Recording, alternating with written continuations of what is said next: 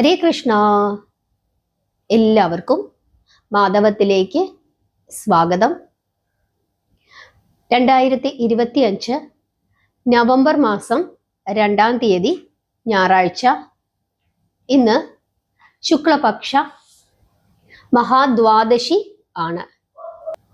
ദ്വാദശിയും ഏകാദശിയും കൂടി ചേർന്ന് വരുന്ന ഇന്ന് നമ്മൾ എല്ലാവരും ഏകാദശിയായി ആചരിക്കുന്നു.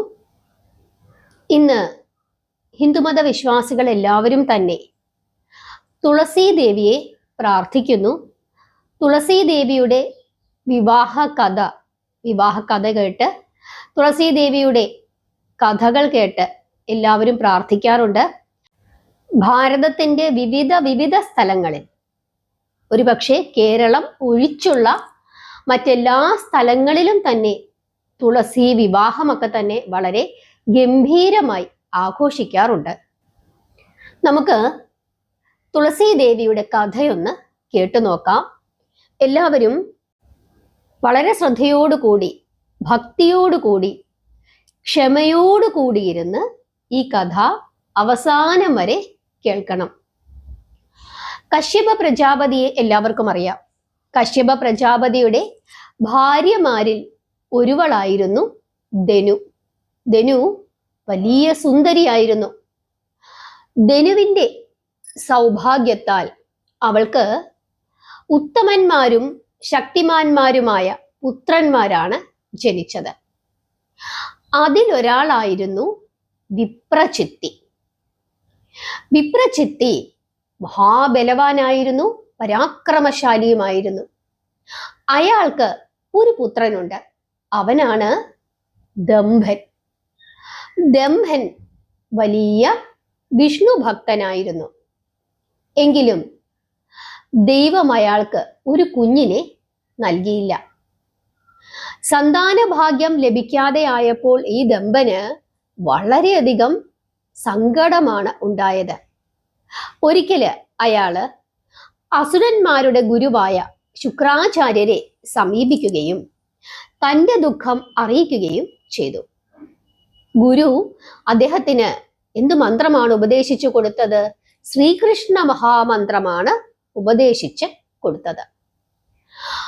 ദംഭൻ ആ മന്ത്രം ഉരുവിട്ടുകൊണ്ട് 1,00,000 വർഷം പുഷ്കരത്തിൽ ചെന്ന് തപസ്സു ചെയ്തു. പക്ഷേ ഭഗവാൻ പ്രസാദിച്ചില്ല.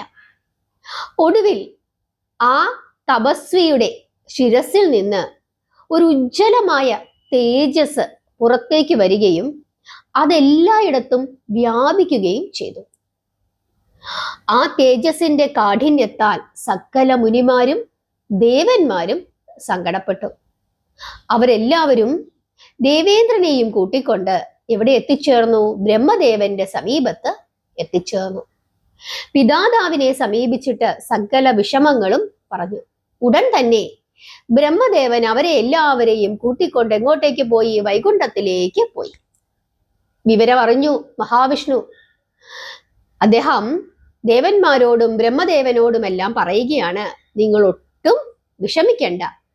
ദംഭന്റെ തേജസ്സിൽ നിന്ന് പുറപ്പെട്ട തേജസ് മൂലമാണ് നിങ്ങൾക്ക് ഈ ദുഃഖം വന്നുപെട്ടത്. ദംഭൻ എൻ്റെ ഭക്തനാണ്. അവനൊരു കുഞ്ഞുണ്ടാകുന്നതിന് വേണ്ടിയാണ് എന്നെ തപസ്സു ചെയ്യുന്നത്. ഞാൻ പക്ഷേ ഇതുവരെ അവന്റെ മുമ്പിൽ പ്രത്യക്ഷപ്പെട്ടില്ല. നിങ്ങൾക്ക് എന്തായാലും വിഷമമായല്ലോ, അതുകൊണ്ട് ഞാൻ ഇപ്പോൾ തന്നെ അവന്റെ അടുത്തേക്ക് പോകുന്നു എന്ന് പറഞ്ഞുകൊണ്ട് വിഷ്ണു ഭഗവാൻ പുഷ്കരത്തിൽ എത്തിച്ചേരുന്നു. എന്നിട്ട് ദംഭന്റെ മുമ്പിൽ പ്രത്യക്ഷപ്പെട്ടു. എന്നിട്ട് ഭഗവാൻ ദംഭനോട് പറയുകയാണ്, അല്ലയോ ദംഭ, നിന്റെ തപസ്സിൽ നാം പ്രസന്നനായിരിക്കുന്നു. നീ കണ്ണു തുറക്കുക, വരം വാങ്ങിക്കൊള്ളുക എന്ന്. ഭഗവാൻ മഹാവിഷ്ണുവിന്റെ ശബ്ദം കേട്ടപ്പോൾ ദംഭൻ കണ്ണു തുറന്നു. തൻ്റെ മുമ്പിൽ നിൽക്കുന്ന ഭഗവാനെ കണ്ട് അയാൾക്ക് വളരെയധികം സന്തോഷമായി. ദംഭൻ ഭഗവാന്റെ മുമ്പിൽ സർവസാഷ്ടാംഗവും വീണു നമസ്കരിച്ചുകൊണ്ട് ഇപ്രകാരം പറയുകയാണ്, ദേവദേവ അംബുജാക്ഷ, അവിടുന്ന് എന്നോട് കരുണ കാട്ടണം. അവിടുത്തെ ദാസനായ ഭക്തനായ ഞാൻ ഒരു പുത്രനില്ലാതെ വിഷമിക്കുകയാണ്. അവിടുന്ന് ദയവുണ്ടായി പ്രബലനും പരാക്രമിയുമായ ഒരു വീരപുത്രനെ എനിക്ക് നൽകണം. അവൻ ത്രിലോകങ്ങളെയും ജയിക്കുന്നവനാകണം. ദേവന്മാർക്ക് പോലും അവനെ ഒരിക്കലും പരാജയപ്പെടുത്തുവാൻ സാധിക്കരുത്. ഇങ്ങനെയാണ് ദംഭൻ ശ്രീപതിയോട് ചോദിച്ചത്. തഥാസ്തു എന്ന് പറഞ്ഞുകൊണ്ട് ഭഗവാൻ അവനെ അനുഗ്രഹിച്ചു. വരം കിട്ടി. ദംഭന് വലിയ സന്തോഷമായി. തിരിച്ച് തൻ്റെ രാജ്യത്തിലേക്ക് വന്നു. ഭാര്യയുമൊത്ത് സുഖമായി താമസവും തുടങ്ങി.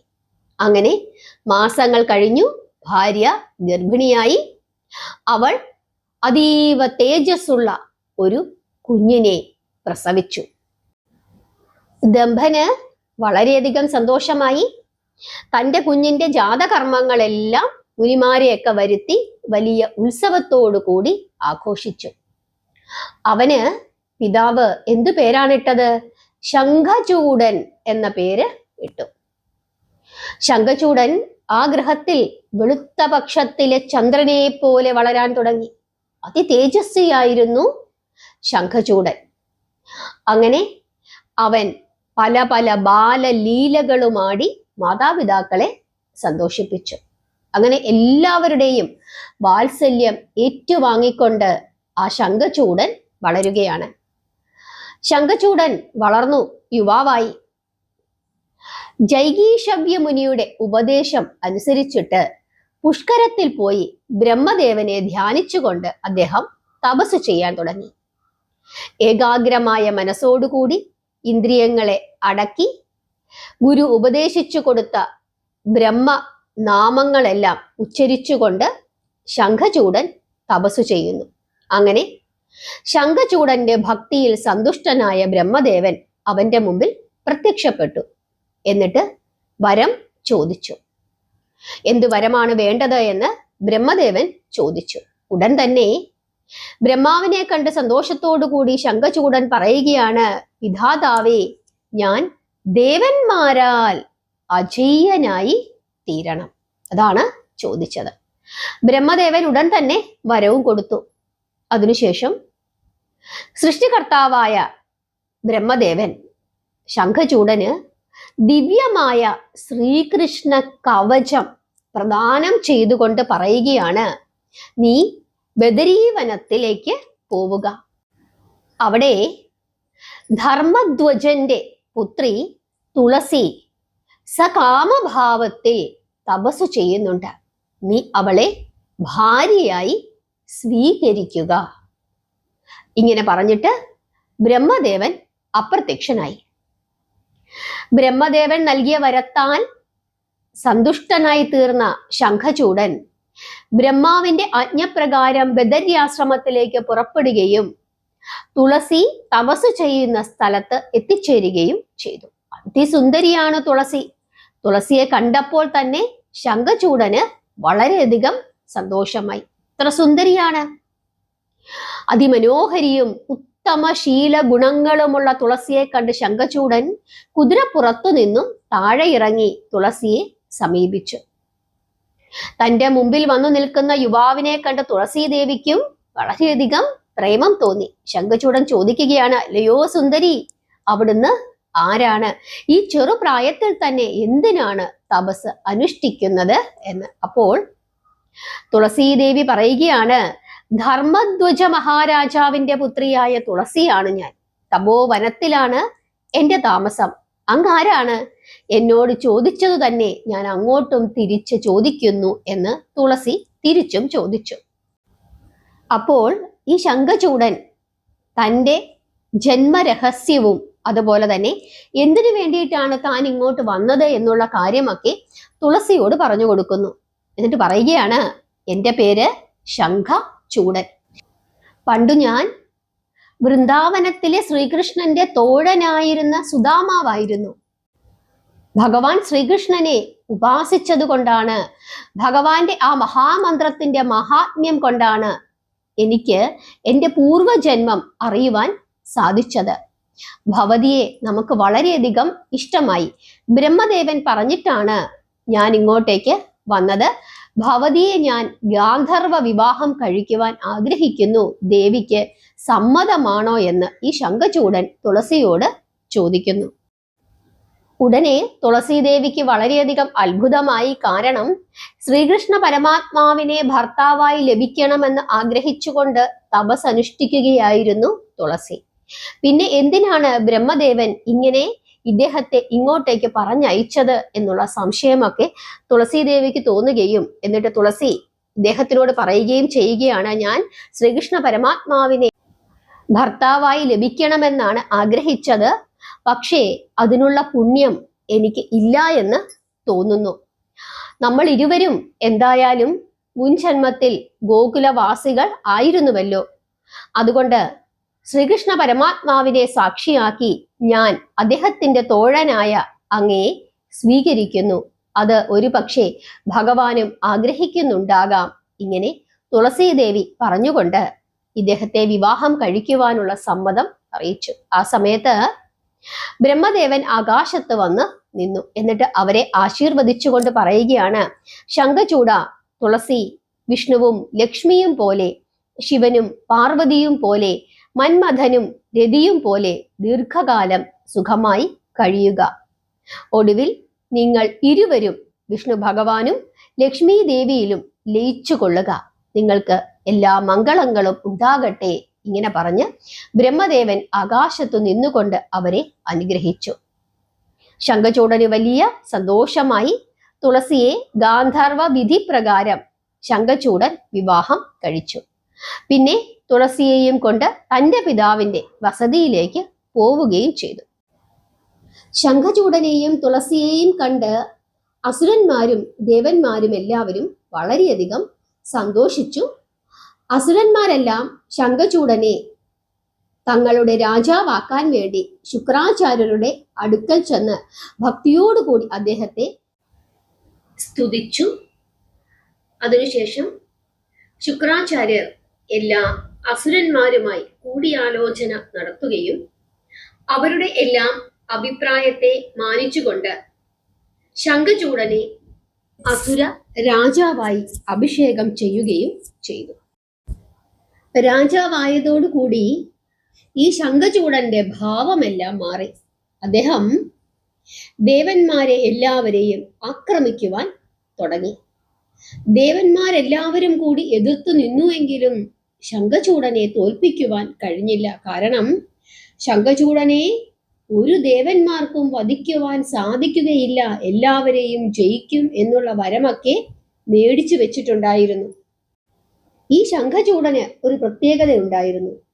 ദേവന്മാരെ എല്ലാവരെയും ആക്രമിക്കും, അവരുടെ എല്ലാ അധികാരങ്ങളും തട്ടിയെടുക്കും, എന്നിട്ട് 3 ലോകങ്ങളുടെയും അധിപതിയായി വാഴും. സ്വന്തം കരുത്തുകൊണ്ട് കുബേരൻ, സോമൻ, സൂര്യൻ, അഗ്നി, വായു തുടങ്ങിയവരുടെ എല്ലാ അധികാരങ്ങളും ഈ ശംഖചൂഡൻ സ്വയം നടപ്പിലാക്കുവാൻ തുടങ്ങി. ദേവന്മാരൊഴികെയുള്ള സകല ജീവികളും ശംഖചൂഡന്റെ ഭരണത്തിൽ സന്തുഷ്ടരായിരുന്നു. അങ്ങനെ തങ്ങളുടെ അധികാരങ്ങളെല്ലാം നഷ്ടപ്പെട്ട ദേവന്മാർ വനത്തിൽ അങ്ങനെ കഴിഞ്ഞുകൂടി. ശംഖചൂഡൻ അനേകായിരം വർഷം സകല ലോകങ്ങളും ഭരിച്ച് തുളസി ദേവിയോടൊപ്പം സുഖിച്ച് വാണു. അയാളുടെ ഭരണകാലത്ത് ദാരിദ്ര്യമോ പ്രകൃതിക്ഷോഭമോ അശുഭഗ്രഹങ്ങളുടെ കോപമോ ആദികളോ വ്യാധികളോ ഒന്നുമില്ലായിരുന്നു. 4 വർണ്ണങ്ങളിലുള്ള ആശ്രമങ്ങളിൽ ഉള്ള എല്ലാവരും, അതായത് ചാതുർവർണ്ണ്യമാണ് അന്ന് നിലനിന്നിരുന്നത്, ആ 4 വർണ്ണാശ്രമങ്ങളിലും ഉള്ളവരെല്ലാവരും തന്നെ അവരവരുടെ ധർമ്മങ്ങളിൽ ജീവിച്ചു പോന്നു. അതായത് ബ്രാഹ്മണർക്ക് അവരവരുടെ കർമ്മം ചെയ്യാനുള്ള അധികാരമുണ്ട്, ക്ഷത്രിയർക്ക് അവരുടെ കർമ്മം ചെയ്യുവാനുള്ള അധികാരമുണ്ട്, ശൂദ്രർക്കും വൈശ്യർക്കും അതുപോലെ തന്നെ. അതായത് എല്ലാവരെയും സ്നേഹിച്ചിരുന്നു, എല്ലാവർക്കും വേണ്ട സൗകര്യങ്ങളൊക്കെ കൊടുത്തിരുന്നു, യാതൊരു ദുഷ്പ്രവർത്തികളും ചെയ്തിരുന്നില്ല. പക്ഷേ ദേവന്മാരെ വെച്ചു പൊറുപ്പിച്ചില്ല, അതുമാത്രമേ ചെയ്തുള്ളൂ. മഹാശക്തനായ ശംഖചൂഡൻ ഗോകുലവാസിയായ ശ്രീകൃഷ്ണന്റെ ആത്മമിത്രമായിരുന്നു. അയാൾ സൽസ്വഭാവിയും ശ്രീകൃഷ്ണ ഭക്തിയിൽ എപ്പോഴും കഴിഞ്ഞുകൂടുന്നവരുമായിരുന്നു. മുമ്പുണ്ടായ ഒരു ശാപത്താലാണ് ഇപ്പോൾ അയാൾക്ക് അസുരനായി പിറക്കേണ്ടി വന്നത് എങ്കിലും ശ്രീകൃഷ്ണ കവചവും ശ്രീകൃഷ്ണ മന്ത്രവുമൊക്കെ നിരന്തരം ജപിക്കുന്നത് കൊണ്ട് അയാൾക്കൊരിക്കലും ബുദ്ധി നാശം സംഭവിച്ചിരുന്നില്ല. പക്ഷേ ഈ ദേവന്മാർക്ക് ഒരു സമാധാനവും കിട്ടിയില്ല. അവരെല്ലാവരും കൂടി ആരെ സമീപിച്ചു? ബ്രഹ്മദേവനെ സമീപിച്ചു. ഭഗവാനെ, ബ്രഹ്മദേവ, അങ്ങ് എന്തിനാണ് ഇങ്ങനെയുള്ള വരങ്ങളൊക്കെ ഈ ശംഖചൂഡന് കൊടുത്തത്? ഞങ്ങൾക്കിപ്പോൾ ഒരു സമാധാനവുമില്ല. എവിടെയാണ് ഞങ്ങൾ താമസിക്കുന്നത്? ഞങ്ങളുടെ അധികാരങ്ങളെല്ലാം ശംഖചൂഡൻ പിടിച്ചു വെച്ചിരിക്കുന്നു. ഞങ്ങളെ എങ്ങനെയെങ്കിലും രക്ഷിക്കണം. ഇങ്ങനെ പറഞ്ഞത് കേട്ടപ്പോൾ ബ്രഹ്മദേവൻ ദേവന്മാരോട് പറയുകയാണ്, നിങ്ങളുടെ കാര്യമോർത്ത് എനിക്കും വളരെയധികം ദുഃഖമുണ്ട്. എന്തായാലും അല്പകാലം കൂടി നിങ്ങൾ ക്ഷമിക്കണം. ശംഖചൂഡൻ വരബലത്താൽ അജയ്യനാണ്. അവനെ നശിപ്പിക്കുക അത്ര എളുപ്പമുള്ള കാര്യമല്ല. എങ്കിലും നിങ്ങൾ വിഷമിക്കണ്ട. ഭഗവാൻ വിഷ്ണുവിന്റെ അംശം ഉൾക്കൊള്ളുന്ന ശംഖചൂഡന്റെ ശല്യം ഒഴിവാക്കാനുള്ള ഉപായം എന്ത് എന്ന് നമുക്ക് നാരായണനോട് തന്നെ ചോദിക്കാം. ഇങ്ങനെ പറഞ്ഞിട്ട് ബ്രഹ്മദേവൻ എല്ലാ ദേവന്മാരെയും കൂട്ടി ബ്രഹ്മർഷിമാരോടൊപ്പം എവിടെ എത്തിച്ചേർന്നു? വൈകുണ്ഠത്തിൽ എത്തിച്ചേർന്നു. എന്നിട്ട് മഹാവിഷ്ണുവിനെ കണ്ട് തങ്ങളുടെ സങ്കടം പറഞ്ഞു. ഉടൻ തന്നെ മഹാവിഷ്ണു പറയുകയാണ്, ദേവകളെ, നാം എല്ലാം അറിയുന്നു. ശംഖചൂഡൻ അജയ്യനാണ്. അവനെ ജയിക്കുക അസാധ്യമാണ്. അവന്റെ പൂർവ്വ ചരിത്രം നിങ്ങൾക്കറിയില്ലല്ലോ. ഞാൻ നിങ്ങൾക്കത് പറഞ്ഞു തരാം എന്ന് പറഞ്ഞിട്ട് ഈ ശംഖചൂഡന്റെ പൂർവ്വചരിത്രം അനന്തശായി ദേവന്മാർക്കും ബ്രഹ്മദേവനും പറഞ്ഞു കൊടുക്കുന്നു. ഹരേ കൃഷ്ണ. കഴിഞ്ഞ മന്വന്തരത്തിൽ നാം കൃഷ്ണനായി അവതരിച്ച് വൃന്ദാവനത്തിലും ഗോകുലത്തിലും ലീലകളാടി നടക്കുന്ന സമയത്ത് നമുക്ക് ഏറ്റവും പ്രിയപ്പെട്ട നമ്മുടെ തോഴനായിരുന്നു സുദാമാവ്. അവൻ ഗോപബാലനായിരുന്നു. ഹരേ കൃഷ്ണ. നിങ്ങൾ ഉദ്ദേശിക്കുന്ന സുദാമാവ് എന്ന കുചേലനല്ല, ഗോപബാലനായ സുദാമാവിനെയാണ് ഇവിടെ പറയുന്നത്. അത് പ്രത്യേകം ശ്രദ്ധിച്ചു കൊള്ളുക. ഒരു ഗോപാലനായിരുന്നു സുദാമാവ്. സുദാമാവ് എന്ന കുചേലനെ അല്ല ഇവിടെ ഉദ്ദേശിക്കുന്നത്. അവൻ നമ്മുടെ ഭക്തനായിരുന്നു. ഒരിക്കൽ രാധാറാണി എന്തോ നിസാര കാര്യത്തിന് ആ ബാലനെ ക്രമത്തിലധികം ശകാരിച്ചു. ഗോപസ്ത്രീകളുടെ ഇടയിൽ രാധാറാണിക്ക് ഒരു പ്രത്യേക സ്ഥാനമുണ്ടായിരുന്നതിനാൽ ഒരല്പം ഒരു അഹങ്കാരം രാധാറാണിക്ക് ഉണ്ടായിരുന്നു. 2 പ്രാവശ്യം അവൾ ആരെ ശപിച്ചാലും അത് ഫലിക്കുമായിരുന്നു. സുദാമാവും രാധികയും തമ്മിൽ കലഹമുണ്ടായി. അവൾ ആ ബാലകനെ ഒരു അസുരനായി തീരട്ടെ എന്ന് ശപിച്ചു. ശാപത്തിന്റെ ഫലമായി അവൻ ഹിമാലയത്തിൽ എത്തിച്ചേരുകയും ബ്രഹ്മദേവനെ തപസ്സു ചെയ്യുകയും വരങ്ങൾ നേടുകയും ചെയ്തു. അവനാണ് അസുരനായ ഉഗ്രപ്രതാപശാലിയായ ശംഖചൂഡൻ. നിഷ്കാമ കൃഷ്ണ ഭക്തി മൂലം അവൻ നമ്മുടെ അംശം ഉൾക്കൊള്ളുന്നു.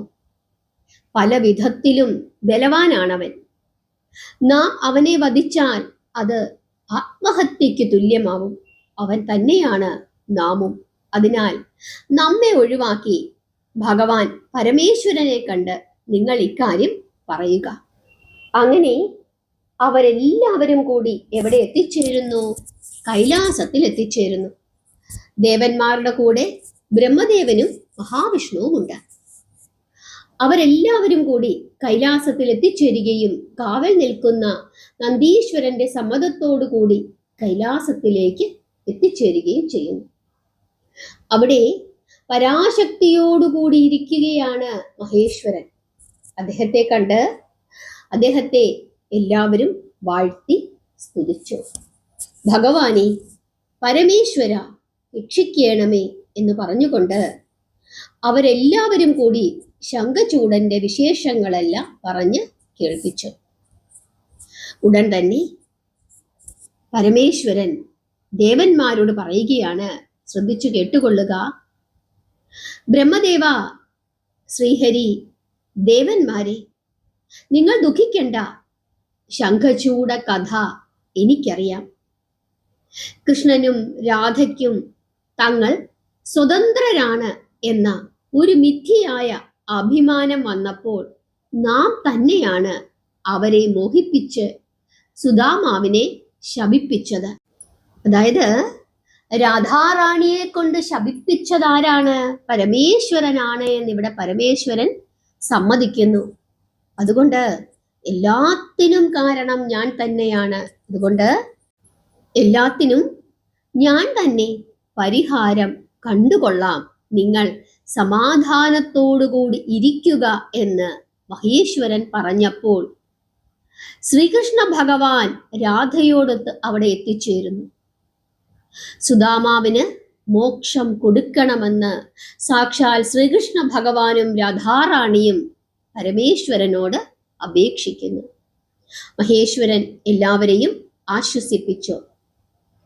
ദക്ഷിണാമൂർത്തി ഉടൻ തന്നെ ചിത്രരഥൻ എന്ന ഗന്ധർവ ശ്രേഷ്ഠനെ അവിടേക്ക് വിളിച്ചു വരുത്തുന്നു. എന്നിട്ട് ചിത്രരഥനോട് പറയുകയാണ്, ചിത്രരഥ, നീ ഉടൻ തന്നെ ദേവലോകത്ത് പോയി ശംഖചൂഡനെ കാണണം. എന്നിട്ട് ദേവകളിൽ നിന്ന് പിടിച്ചെടുത്ത സകല സ്വത്തുക്കളും തിരിച്ചു നൽകണം എന്ന് പറയുക. അതിന് സമ്മതമല്ലെങ്കിൽ യുദ്ധത്തിന് തയ്യാറാകുവാൻ പറയുക. ഹരേ കൃഷ്ണ. ദേവന്മാർക്ക് ഒരു നീതിയുണ്ട്. അതായത് യുദ്ധം ചെയ്യുന്നതിന് മുമ്പായിട്ട് ദൂതനെ അയച്ച് കാര്യം പറയും. സമ്മതിച്ചില്ലെങ്കിൽ മാത്രം യുദ്ധം. അതാണ് ദേവന്മാരുടെ നീതി. മഹേശ്വരന്റെ വാക്കുകൾ കേട്ട് ചിത്രരഥൻ ഉടൻ തന്നെ ദേവലോകത്തേക്ക് പോവുകയും ശംഖചൂഡനെ കാണുകയും ചെയ്തു. എന്നിട്ട് വന്ന കാര്യം പറഞ്ഞു. പക്ഷെ ശംഖചൂഡൻ ദേവന്മാരുടെ രാജ്യം തിരികെ കൊടുക്കുവാൻ തയ്യാറല്ല എന്ന് പറയുകയും ചെയ്തു. മഹേശ്വരനുമായി യുദ്ധം ചെയ്യാതെ രാജ്യവും അധികാരങ്ങളും തിരികെ കൊടുക്കുന്ന പ്രശ്നമേയില്ല എന്ന് ശംഖചൂഡൻ ഉറപ്പിച്ചു പറഞ്ഞു. യുദ്ധം ചെയ്യാൻ ഞാൻ തയ്യാറാണ്, യുദ്ധത്തിന് വന്നുകൊള്ളുക എന്ന് ചെന്നു പറയുകയും ചെയ്തു. ഗന്ധർവൻ മടങ്ങി വന്ന് സകല കാര്യങ്ങളും മഹേശ്വരനോട് പറഞ്ഞു. ചിത്രരഥൻ മടങ്ങിയ ഉടൻ തന്നെ ശംഖചൂഡൻ യുദ്ധത്തിനുള്ള തയ്യാറെടുപ്പുകൾ തുടങ്ങി. മഹേശ്വരൻ യുദ്ധത്തിന് തയ്യാറായി. ക്ഷേത്രപാലകനെയും അഷ്ടഭൈരവന്മാരെയും മറ്റു ഭൂതഗണങ്ങളെയും കാർത്തികേയനെയും ഗണേശനെയും ഭദ്രകാളിയെയും ദേവകളെയും ദേവസൈന്യത്തെയും എല്ലാവരെയും യുദ്ധത്തിന് സജ്ജമാക്കി എല്ലാവരെയും കൂട്ടി യോജിപ്പിച്ചുകൊണ്ട് അടുത്ത ദിവസം തന്നെ മഹേശ്വരൻ യുദ്ധത്തിന് പോവുകയാണ്. ആ സമയം ശംഖചൂഡൻ യുദ്ധത്തിന് പോവുകയാണ് എന്നുള്ള വിവരം തൻ്റെ ഭാര്യയായ തുളസിയെ അറിയിക്കുന്നു. അത് കേട്ട് തുളസി വളരെയധികം ദുഃഖിച്ചു. അപ്പോൾ ശംഖചൂഡൻ ചോദിക്കുകയാണ്, എന്താണ് പ്രിയേ, എന്തിനാണ് നീ കരയുന്നത്? കഠിന തപസ്സിന്റെ കഷ്ടപ്പാടുകൾ സന്തോഷത്തോടുകൂടി അനുഭവിച്ചവളല്ലേ നീ? അങ്ങനെയുള്ള നീ കരയുന്നത് കണ്ടിട്ട് നമുക്ക് അത്ഭുതം തോന്നുന്നു. സന്തോഷത്തോടു കൂടി നമ്മെ യുദ്ധത്തിന് അയക്കുക എന്ന് പറഞ്ഞുകൊണ്ട് ശംഖചൂഡൻ തുളസിയെ ആശ്വസിപ്പിച്ചു. എന്നിട്ട് തുളസിയോട് അനുവാദവും വാങ്ങിക്കൊണ്ട് യുദ്ധത്തിന് തയ്യാറാകുന്നു. ബ്രാഹ്മമുഹൂർത്തത്തിൽ എഴുന്നേറ്റ് പ്രഭാത കർമ്മങ്ങളും നിത്യകർമ്മങ്ങളും നിർവഹിച്ച ശേഷം ദാനം നടത്തി അസുരൻ.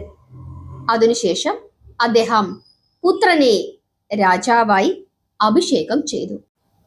ഭാര്യയെയും രാജ്യത്തെയും സകല സ്വത്തുക്കളും മകനെ ഏൽപ്പിച്ചു. അതിനുശേഷം എല്ലാവരാലും ആദരിക്കപ്പെടുന്ന ആ രാജാവ് ശ്രീകൃഷ്ണ കവചം ധരിച്ച് യുദ്ധത്തിന് ഒരുങ്ങി. തുളസി ദുഃഖം കടിച്ചമർത്തിക്കൊണ്ട് പ്രാണനാഥനെ യുദ്ധക്കളത്തിലേക്ക് അയച്ചു. മഹാവീരനും ധീരനും ശക്തനുമായ ശംഖചൂഡൻ മഹേശ്വരനുമായി ഏറ്റുമുട്ടുന്നതിനായി സകല സൈന്യത്തോടൊപ്പം ചന്ദ്രഭാഗ നദീതീരത്ത് എത്തിച്ചേർന്നു. ശംഖചൂഡൻ ഒരു ദൂതനെ മഹേശ്വരന്റെ അടുക്കലേക്ക് അയച്ചു. ദൂതൻ ഭഗവാന്റെ അടുത്തെത്തി ഭഗവാൻ എന്താണ് തീരുമാനിച്ചിരിക്കുന്നത് എന്ന് അറിയാൻ വേണ്ടി ശംഖചൂഡൻ അയച്ചിരിക്കുന്നതാണ് തന്നെ എന്ന് മഹേശ്വരനെ അറിയിക്കുന്നു. അപ്പോൾ ഭഗവാൻ പരമേശ്വരൻ ഈ ദൂതനോട് പറയുകയാണ്, ശംഖചൂഡൻ ദക്ഷപുത്രിയായ ധനുവിന്റെ പുത്രൻ ദംഭന്റെ വീരനായ പുത്രനാണ്. പണ്ട് അവൻ ശ്രീകൃഷ്ണന്റെ സുഹൃത്തായിരുന്നു. രാധയുടെ ശാപത്താലാണ് ഇപ്പോൾ അസുരനായത്. അവൻ യഥാർത്ഥത്തിൽ അസുരനല്ല, അസുരയോനിയിൽ പിറന്നതാണ്. അതുകൊണ്ട് ദേവന്മാരുമായി വൈരം വെടിഞ്ഞ് അവരെ ദ്രോഹിക്കാതെ അവരുടെ രാജ്യം തിരിച്ചു കൊടുക്കുക. കശ്യപന്മാർ കുലീനന്മാരും ശുദ്ധാത്മാക്കളുമാണ്. അവർ മറ്റുള്ളവർക്ക് ഉപദ്രവം ചെയ്യാൻ പാടില്ല. ഇങ്ങനെ മഹേശ്വരൻ പറഞ്ഞപ്പോൾ ആ ദൂതൻ ചോദിക്കുകയാണ്, അങ്ങ് പറഞ്ഞ ബാന്ധവദ്രോഹം ദാനവർക്കു മാത്രമേ ഉള്ളൂ, ദേവന്മാർക്കില്ലേ? അത് അങ്ങ് പറഞ്ഞു തരിക എന്ന് ഈ ദൂതൻ മഹേശ്വരനോട് ചോദിക്കുന്നു. മധുകൈഢവന്മാരെ വിഷ്ണുവിനെ കൊണ്ട് കൊല്ലിപ്പിച്ചത് എന്തിന്? ത്രിപുരന്മാരോട് യുദ്ധം ചെയ്ത് അവരെ ദഹിപ്പിച്ചതെന്തിന്? മഹാബലിയോട് മഹാവിഷ്ണു ചെയ്തത് നീതിയാണോ? സഹോദരനോടൊത്ത് ഹിരണ്യാക്ഷനെ എന്തിനു വേണ്ടിയിട്ടായിരുന്നു വധിച്ചത്? വിജയപരാജയങ്ങൾ കാലത്തിന് അധീനമാണ്. ദേവന്മാർക്കും അസുരന്മാർക്കും ഈശ്വരനാണ് അങ്ങ്. അങ്ങ് എന്തിനാണ് ഞങ്ങളോട് മാത്രം ഇത്ര വലിയ ശത്രുത കാണിക്കുന്നത്? അത് അങ്ങയ്ക്ക് ലജ്ജാകരമല്ലേ? ഇങ്ങനെ ഈ ദൂതൻ തിരിച്ച് പരമേശ്വരനോട് ചോദിക്കുന്നു. അത് കേട്ടതും മഹേശ്വരൻ പൊട്ടിച്ചിരിച്ചു. എന്നിട്ട് പറയുകയാണ്, ഇതിൽ ലജ്ജിക്കുവാൻ എന്തിരിക്കുന്നു? ഞങ്ങൾ ഭക്തന്മാർക്ക് അധീനരാണ്. ഒട്ടും തന്നെ സ്വാതന്ത്ര്യം ഞങ്ങൾക്കില്ല. ഭക്തരുടെ ഇഷ്ടത്തിനു വേണ്ടി അവരുടെ കാര്യങ്ങൾ ഞങ്ങൾ നടത്തുന്നു. നീ പറഞ്ഞതെല്ലാം ചെയ്തത് ഈ ഒരൊറ്റ കാരണത്താലാണ്. അതുകൊണ്ട് ദേവന്മാരുടെ ആഗ്രഹത്തിനു വേണ്ടി ഞാനിപ്പോൾ യുദ്ധം ചെയ്യുവാൻ തയ്യാറായി വന്നിരിക്കുന്നു. ഇങ്ങനെ പരമേശ്വരൻ ദൂതനോട് പറഞ്ഞു. അതനുസരിച്ചിട്ട് ദൂതൻ തിരിച്ചു പോവുകയും ശംഖചൂഡനോട് സകല വിവരങ്ങളും പറയുകയും ചെയ്തു. അതോടുകൂടി യുദ്ധം ഒഴിവാക്കുവാൻ സാധിക്കുകയില്ല എന്ന് ശംഖചൂഡന് ബോധ്യമായി. പിന്നെ അതികഠിനമായ യുദ്ധമായിരുന്നു നടന്നത്. മഹേശ്വരനും കാർത്തികേയനും ഭദ്രകാളിയും സകല ഭൂതഗണങ്ങളും എല്ലാവരും തന്നെ ഈ ശംഖചൂഡനോട് യുദ്ധം ചെയ്തു. ധാരാളം ദേവാസ്ത്രങ്ങൾ അവർ പ്രയോഗിച്ചു. പക്ഷേ ശംഖചൂഡനെ ജയിക്കുവാൻ അവർക്കാർക്കും സാധിച്ചില്ല എന്ന് മാത്രമല്ല, ദേവാസ്ത്രങ്ങളെല്ലാം തന്നെ പരാജയപ്പെടുകയും ചെയ്തു. എല്ലാവർക്കും അത്ഭുതമായി. ഇത്രയും വലിയ ദേവന്മാരെല്ലാവരും കൂടി വിചാരിച്ചിട്ടും ശംഖചൂഡനെ തോൽപ്പിക്കുവാൻ കഴിഞ്ഞില്ല.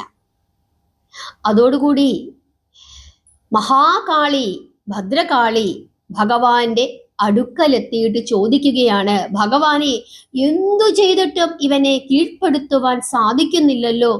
ഇവനോട് തോൽക്കുന്നത് അവിടുത്തേക്കു തന്നെ അപമാനമല്ലേ? ഇനി നാം എന്തു ചെയ്യും എന്ന് ഭദ്രകാളി മഹേശ്വരനോട് ചോദിക്കുന്നു. ദേവസൈന്യം സർവശക്തിയും സംഭരിച്ചു വീണ്ടും പൊരുതി. യുദ്ധക്കളം ശബ്ദ കോലാഹലങ്ങൾ കൊണ്ട് നിറഞ്ഞു. യുദ്ധം മൂർധന്യാവസ്ഥയിൽ എത്തിച്ചേർന്നു.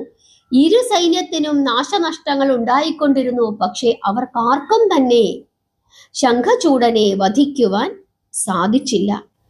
അപ്പോൾ ആകാശത്തു നിന്നുകൊണ്ട് ഒരു അശരീരി കേൾക്കുകയാണ്. ഇതെല്ലാം ഭഗവാൻ നാരായണൻ കാണുന്നുണ്ടായിരുന്നു. ശംഖചൂഡന്റെ കഴുത്തിൽ ശ്രീകൃഷ്ണ കവചം കിടക്കുന്ന കാലത്തോളം അദ്ദേഹത്തിന്റെ ഭാര്യ തുളസി പതിവ്രതയായിരിക്കുന്നിടത്തോളം കാലവും ഇദ്ദേഹത്തിന് മരണം സംഭവിക്കുകയില്ല. ഇങ്ങനെയൊരു അശരീരി ആകാശത്തു നിന്നും കേൾക്കുന്നു. ഉടൻ തന്നെ മഹേശ്വരൻ മഹാവിഷ്ണുവിനെ ഒന്ന് നോക്കുന്നു. അദ്ദേഹത്തിന്റെ പ്രേരണയാൽ വിഷ്ണു ഭഗവാൻ ഒരു വൃദ്ധ ബ്രാഹ്മണന്റെ രൂപത്തിൽ ശംഖചൂഡനെ സമീപിക്കുന്നു. എനിക്ക് ഭിക്ഷ വേണം എന്ന് ശംഖചൂഡനോട് ഈ വൃദ്ധ ബ്രാഹ്മണൻ അപേക്ഷിക്കുന്നു. അത് കേട്ടതും സന്തോഷത്തോടു കൂടി അങ്ങനെ ആകട്ടെ എന്ന് സമ്മതിക്കുകയും ചെയ്തു.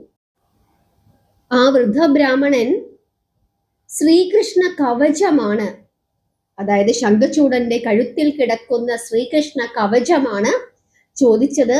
സന്തോഷത്തോടു കൂടി യാതൊരു മടിയും കൂടാതെ ആ യുദ്ധ സ്ഥലത്ത് വെച്ചു തന്നെ ശംഖചൂഡൻ വൃദ്ധ ബ്രാഹ്മണന്റെ രൂപം പൂണ്ടു നിന്ന വിഷ്ണു ഭഗവാന് കൊടുക്കുകയും ചെയ്തു. അതും അണിഞ്ഞുകൊണ്ട് മഹാവിഷ്ണു നേരെ എങ്ങോട്ടേക്കാണ് പോയത്? ശംഖചൂഡന്റെ രൂപത്തിൽ ശംഖചൂഡന്റെ കൊട്ടാരത്തിലേക്ക് പോകുന്നു. യുദ്ധക്കളത്തിലേക്ക് പോയ ഭർത്താവിനു വേണ്ടി പ്രാർത്ഥിച്ചു കൊണ്ടിരിക്കുകയായിരുന്നു അപ്പോൾ തുളസീദേവി. അവിടെ ചെന്ന് തുളസീദേവിയെ ശംഖചൂഡൻ കാണുന്നു. എന്നിട്ട് പറഞ്ഞു, അല്ലയോ ദേവി, ഞാൻ യുദ്ധം ചെയ്യിച്ചു വന്നിരിക്കുന്നു എന്ന് പറഞ്ഞു. അതോടുകൂടി തുളസീദേവിക്ക് വളരെയധികം സന്തോഷമുണ്ടാവുകയും ഭർത്താവിനെ സ്വീകരിച്ച് ആനയിച്ച് ഇരുത്തുകയും ചെയ്തു. എന്നിട്ട് പൂജകളൊക്കെ കഴിച്ചു, ധാരാളം ദാനങ്ങളൊക്കെ നടത്തി. അങ്ങനെ പല കാര്യങ്ങളും സംസാരിച്ച് അവർ ആലിംഗനം ചെയ്തു. അങ്ങനെ ആലിംഗനം ചെയ്തുകൊണ്ടിരിക്കുന്ന അവസരത്തിൽ ഇത് തൻ്റെ ഭർത്താവല്ല എന്ന ഒരു സംശയം തുളസിക്ക് ഉണ്ടായി. ഉടൻ തന്നെ ഭർത്താവിന്റെ അടുക്കൽ നിന്നും മഹാവിഷ്ണുവിന്റെ അടുക്കൽ നിന്നും തുളസീദേവി തെന്നിമാറി. എന്നിട്ട് ചോദിക്കുകയാണ്, നീ ആരാണ്? നീ എന്തിനാണ് ഇങ്ങനെ ചെയ്തത്? ഇതെന്റെ ഭർത്താവല്ല, ഞാനിതാ നിന്നെ ശപിക്കുന്നു എന്ന് പറഞ്ഞു. അത് കേട്ടതും മഹാവിഷ്ണു തൻ്റെ സ്വരൂപം കാണിച്ചു കൊടുത്തു. എന്നിട്ടും തുളസി ശാന്തയായില്ല. തൻ്റെ പാതിവൃത്യത്തിനു ഭംഗം സംഭവിച്ചിരിക്കുന്നു, അതിനു കാരണക്കാരൻ വിഷ്ണുവാണ് എന്ന് പറഞ്ഞുകൊണ്ട് മഹാവിഷ്ണുവിനോട് തുളസി കയർക്കുന്നു. പടക്കളത്തിൽ നിന്ന ഭഗവാൻ ചന്ദ്രചൂഡൻ മഹേശ്വരൻ തൻ്റെ ദിവ്യമായ ജ്ഞാനം കൊണ്ട് ആ സംഭവം അറിഞ്ഞു. തുളസിക്ക് പാതിവൃത്യ ഭംഗം സംഭവിച്ചിരിക്കുന്നു. അല്ലയോ ശംഖചൂഡ, ഇന്നു നിന്റെ കഥ ഇതാ ഞാൻ കഴിക്കും എന്ന് പറഞ്ഞുകൊണ്ട് ഭഗവാൻ മഹേശ്വരൻ കത്തി ജ്വലിച്ചിരിക്കുന്ന തൃശൂലം കയ്യിലെടുത്തു. കത്തിയെരിയുന്ന വൈഷ്ണവ തൃശൂലം കണ്ട് ശംഖചൂഡൻ കാര്യങ്ങളെല്ലാം മനസ്സിലാക്കുന്നു. അപ്പോൾ അത് സംഭവിച്ചുവോ? കഷ്ടം തുളസി, നീയും എന്നെ ചതിച്ചുവോ എന്ന് പറഞ്ഞ് ശംഖചൂഡൻ ദുഃഖിച്ചു നിൽക്കുമ്പോൾ ശിവനയിച്ച വൈഷ്ണവ തൃശൂലം ശംഖചൂഡന്റെ നേർക്ക് ജ്വലിച്ചുകൊണ്ട് പാഞ്ഞെടുത്തു. തന്റെ നാശം മുന്നിൽ കണ്ട ശംഖചൂഡൻ ഉടൻ തന്നെ തന്റെ ആയുധങ്ങളെല്ലാം ദൂരേക്ക് വലിച്ചെറിഞ്ഞു. ശ്രീകൃഷ്ണ ഭഗവാനെ ധ്യാനിച്ചു. അങ്ങനെ ധ്യാനിച്ചുകൊണ്ട് രഥത്തിൽ യോഗാസനം പൂണ്ട് നിഷ്ക്രിയനായി ഇരുന്നു.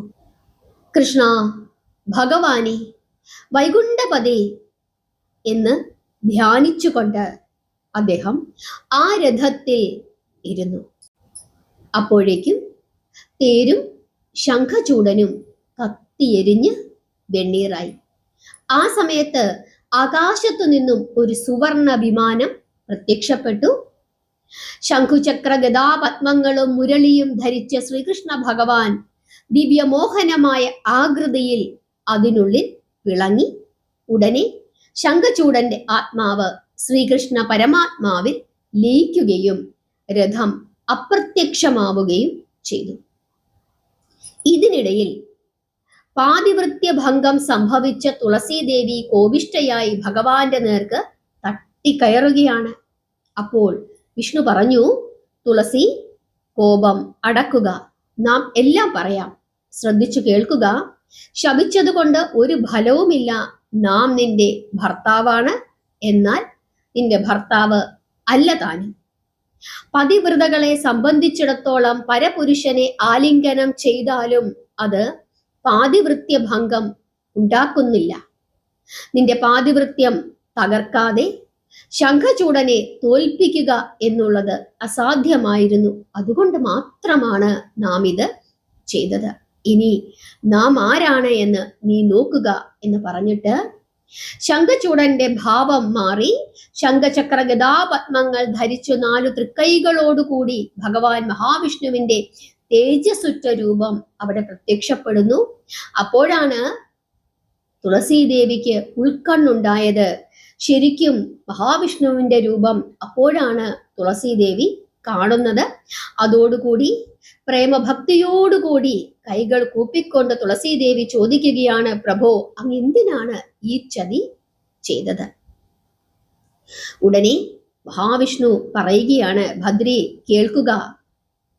സർവോത്തമമായ ധർമ്മത്തെ രക്ഷിക്കുന്നതിന് വേണ്ടി നിസാരമായ ധർമ്മങ്ങളെ ചിലപ്പോൾ നമുക്ക് വെടിയേണ്ടി വരും. ലോകത്തിന്റെ നിലനിൽപ്പിന് വേണ്ടി നമുക്കത് ചെയ്യേണ്ടി വരുന്നു. അത് ധർമ്മം നശിപ്പിക്കാനല്ല, ധർമ്മം സംരക്ഷിക്കുവാനാണ്. നാം ഭർത്താവാകണം എന്ന് പ്രാർത്ഥിച്ചുകൊണ്ട് കഴിഞ്ഞവളാണു നീ. അനേക കാലം നീ തപസ് ചെയ്തു. ഇപ്പോൾ ശംഖചൂടൻ വധിക്കപ്പെട്ടിരിക്കുന്നു. ശംഖചൂടൻ ആരാണ് എന്ന് നിനക്കറിയാമോ? ഇങ്ങനെ മഹാവിഷ്ണു തുളസിയോട് ചോദിക്കുന്നു. അത് കേട്ടതും തുളസി ഞെട്ടിപ്പോയി. എന്റെ പ്രാണനാഥൻ വധിക്കപ്പെട്ടിരിക്കുന്നുവോ? ഞാൻ വിധവയായോ? ഇല്ല, ഒരിക്കലുമില്ല. ഞാൻ കാരണമാണ് എന്റെ ഭർത്താവിന് നാശം സംഭവിച്ചത്. ഞാൻ പാപിയാണ്. ഇങ്ങനെ പറഞ്ഞ് വീണ്ടും മഹാവിഷ്ണുവിനെ ശപിക്കുവാനായി തുളസി പോകുന്നു. അങ്ങൊരു കല്ലായി തീരട്ടെ എന്നാണ് ശപിച്ചത്. അങ്ങനെയാണ് ഭഗവാൻ സാളഗ്രാമമായി മാറിയത് എന്നാണ് വിശ്വസിക്കുന്നത്. അതിനുശേഷം മഹാവിഷ്ണു തുളസിയോട് പറയുകയാണ്, അല്ലയോ തുളസി, നീ ശപിച്ചത് കൊണ്ട് ഒരു ഫലവുമില്ല. നീ ക്ഷമയോടുകൂടി കേൾക്കുക. ശംഖചൂടൻ എന്റെ പാർഷദനും എന്നിൽ വന്നു ചേർന്നിരിക്കുന്നവനുമാണ്. ഞാൻ തന്നെയാണ് ശംഖചൂടൻ. അതുകൊണ്ട് നിനക്കൊരിക്കലും പാതിവൃത്യഭംഗം സംഭവിച്ചിട്ടില്ല. നമ്മുടെ പ്രിയപത്നിയായ പരാശക്തിയായ ലക്ഷ്മി തന്നെയാണ് നീ. ശംഖചൂടൻ രാധയുടെ ശാപത്തിൽ നിന്ന് ഇപ്പോൾ മോചനം നേടിയിരിക്കുന്നു. നിനക്കും ശാപമോക്ഷം ലഭിച്ചിരിക്കുന്നു. നീ ലക്ഷ്മിയിൽ ചെന്നു ചേരും. നിനക്ക് മംഗളം ഭവിക്കട്ടെ. ഇങ്ങനെ പറഞ്ഞ് മഹാവിഷ്ണു തുളസിയെ അനുഗ്രഹിക്കുന്നു. ഭഗവാൻ പത്മനാഭൻ ഇങ്ങനെ അരുളി ചെയ്തതോടുകൂടി തുളസിയുടെ ആത്മാവ് മഹാലക്ഷ്മിയിൽ വിലയം പ്രാപിക്കുകയും അവളുടെ ഭൗതിക ജഡം ചേതനയറ്റ് നിലം പതിക്കുകയും ചെയ്തു. ഭഗവാൻ മഹേശ്വരൻ പിന്നീട് തുളസിയെ അനുഗ്രഹിച്ചു. ഈ പരിശുദ്ധ ജഡം ദ്രവിച്ചു മണ്ണോട് മണ്ണാകുന്ന ഈ സ്ഥലം ഗണ്ഡകി എന്ന മന്ദാകിനിയായി ഭവിക്കും എന്നാണ് മഹേശ്വരൻ തുളസീദേവിയെ അനുഗ്രഹിച്ചത്. ഈ ഗണ്ഡകി നദിയിൽ നിന്നും കൊണ്ടുവന്ന സാളഗ്രാമങ്ങളാണ് ഹരേ കൃഷ്ണ പത്മനാഭസ്വാമി ക്ഷേത്രത്തിൽ അനന്തശായിയായി നമുക്ക് ദർശനം നൽകുന്ന ആ പരമാത്മാവിന്റെ ആ വിഗ്രഹം ആ വിഗ്രഹത്തിന് കാരണഭൂതമായി ഇരിക്കുന്നത്. ആ ഗണ്ഡകി നദിയിൽ നിന്ന് കൊണ്ടുവന്ന, ആ മന്ദാകിനി നദിയിൽ നിന്ന് കൊണ്ടുവന്ന സാളഗ്രാമം ഉപയോഗിച്ചിട്ടാണ് ഹരേ കൃഷ്ണ തിരുവനന്തപുരം ശ്രീ പത്മനാഭസ്വാമി ക്ഷേത്രത്തിലെ അനന്തശായിയായ ആ തിരുവിഗ്രഹം നിർമ്മിച്ചത്. ഹരേ കൃഷ്ണ. അങ്ങനെ ഭഗവാൻ മഹേശ്വരൻ തുളസീദേവി അനുഗ്രഹിച്ചു. ഈ പരിശുദ്ധ ജഡം ദ്രവിച്ചു മണ്ണോട് മണ്ണാകുന്ന ഈ സ്ഥലം ഗണ്ഡകി എന്ന മന്ദാകിനിയായി ഭവിക്കും. അല്ലയോ ദേവി, കുറച്ചു കാലത്തിനു ശേഷം എന്റെ വരപ്രസാദത്താൽ ദേവപൂജയ്ക്ക് ഉപയോഗിക്കുന്ന സാധനങ്ങളിൽ വെച്ച് ഏറ്റവും പ്രഥമമായ സ്ഥാനം തുളസിക്ക് ഉണ്ടായിരിക്കും. മൃത്യുലോകത്തിലും പാതാളത്തിലും സ്വർഗത്തിലും എന്നും ശ്രീഹരിയുടെ അടുക്കൽ തന്നെ വസിക്കും. പുഷ്പങ്ങളിൽ ശ്രേഷ്ഠമായ തുളസിച്ചെടിയായി നീ വളരുകയും ചെയ്യുമെന്ന് ഭഗവാൻ മഹേശ്വരൻ തുളസി അനുഗ്രഹിച്ചപ്പോൾ വിഷ്ണു ഭഗവാൻ ശിവനെ സ്മരിച്ചു. ശിവൻ പറഞ്ഞു, ഓരോരുത്തർക്കും അവരവരുടേതായ കർമ്മഫലത്താലാണ് ഓരോ അനുഭവങ്ങളും ഉണ്ടാകുന്നത്. ഹേ വിഷ്ണു, തുളസി ഗണ്ഡകി നദിയാകുമ്പോൾ താങ്കൾ പാറയാകും. മൂർച്ചയേറിയ കൊമ്പുള്ള കീടങ്ങൾ പാറമേൽ തുളച്ച് ആ കഷ്ണങ്ങൾ നദിയിലേക്ക് ഇടും. ആ കഷ്ണങ്ങൾ സാളഗ്രാമങ്ങൾ എന്ന പേരിൽ അറിയപ്പെടും. അതിലുള്ള ചക്രങ്ങളുടെ വ്യത്യാസമനുസരിച്ച് ലക്ഷ്മി, നാരായണൻ, ശ്രീധരൻ മുതലായ പേരുകളിൽ പ്രസിദ്ധി ആർജിക്കുകയും ചെയ്യും. തുളസിയുടെ തലമുടിയിൽ നിന്ന് തുളസിച്ചെടി ഉണ്ടാകും. തുളസിയില വിഷ്ണുവിന് പ്രിയമാകും. സാളഗ്രാമം, ശംഖ്, തുളസിയില ഇവ ഒരുമിച്ച് സൂക്ഷിക്കുന്നവനും താങ്കൾക്ക് ഇഷ്ടനായിത്തീരും. ഇത്രയും പറഞ്ഞ ശേഷം ശിവൻ അപ്രത്യക്ഷനായി. വിഷ്ണു ഭഗവാൻ ദിവ്യരൂപിണിയായ തുളസി ദേവിയോടുകൂടി അങ്ങനെ വൈകുണ്ഠം പ്രാപിച്ചു. ഹരേ കൃഷ്ണ. ഇവിടെ ഓരോരുത്തർക്കും അവരവരുടെ കർമ്മഫലങ്ങൾ അനുഭവിക്കേണ്ടി വരുമെന്ന് മഹേശ്വരൻ പറഞ്ഞിരിക്കുന്നു. അതിൽ നിന്ന് ദേവന്മാരും അസുരന്മാരും മനുഷ്യരും ആരും മുക്തരല്ല. അക്കാര്യം പ്രത്യേകമായി ഓർമ്മിക്കുക. അതിനു വേണ്ടിയിട്ടാണ് മഹേശ്വരൻ ഇക്കാര്യം പ്രത്യേകമായി പറഞ്ഞത്. മഹാവിഷ്ണുവിന്റെ ഭാഗത്തു നിന്നും ഒരു ചെറിയ ഒരു തെറ്റ് ഉണ്ടായി. ആ തെറ്റിന്റെ ഫലം മഹാവിഷ്ണുവും അനുഭവിച്ചു. അതുകൊണ്ടാണ് അദ്ദേഹം എന്ത് സംഭവിച്ചത്? അദ്ദേഹത്തിന് ഒരു വലിയ പാറയായി മാറേണ്ടി വന്നത്. ആ പാറയിൽ മൂർച്ചയേറിയ കൊമ്പുള്ള കീടങ്ങൾ ആ പാറ തുളയ്ക്കുകയും അങ്ങനെ തുളച്ചെടുത്ത ആ കഷ്ണങ്ങൾ നദിയിലേക്ക് ഇടുകയും ആ കഷ്ണങ്ങൾ സാളഗ്രാമം എന്ന പേരിൽ അറിയപ്പെടുകയും ചെയ്യുന്നത്. അതുകൊണ്ടാണ് ആ സാളഗ്രാമം ഉപയോഗിച്ചിട്ടാണ് അനന്ത പത്മനാഭ ക്ഷേത്ര വിഗ്രഹം നിർമ്മിച്ചത്. നിങ്ങൾക്ക് എത്ര പേർക്ക് ഈ കഥ അറിയാമായിരുന്നു? എത്ര പേര് ഈ കഥ ശ്രദ്ധയോടുകൂടി ഭക്തിയോടുകൂടി അവസാനം വരെ ഇരുന്ന് കേട്ട എല്ലാവരും, കഥ അറിയാവുന്ന ആളുകളും അറിഞ്ഞുകൂടാത്ത ആളുകളും, അവസാനം വരെ കേട്ട ആളുകള് നിങ്ങളുടെ അഭിപ്രായങ്ങൾ ഒന്ന് കമന്റായി രേഖപ്പെടുത്തണം. ഒന്ന് അറിയുന്നതിന് വേണ്ടിയിട്ടാണ്. കഥ കേൾക്കുന്നത് നിങ്ങൾക്ക് എല്ലാവർക്കും ഇഷ്ടമാണോ? നിങ്ങളുടെ അഭിപ്രായങ്ങൾ പറയുക. വളരെ വിശദമായി ഞാൻ പറയുന്നത് നിങ്ങൾക്ക് എല്ലാവർക്കും മനസ്സിലാകുന്നതിന് വേണ്ടിയിട്ടാണ്.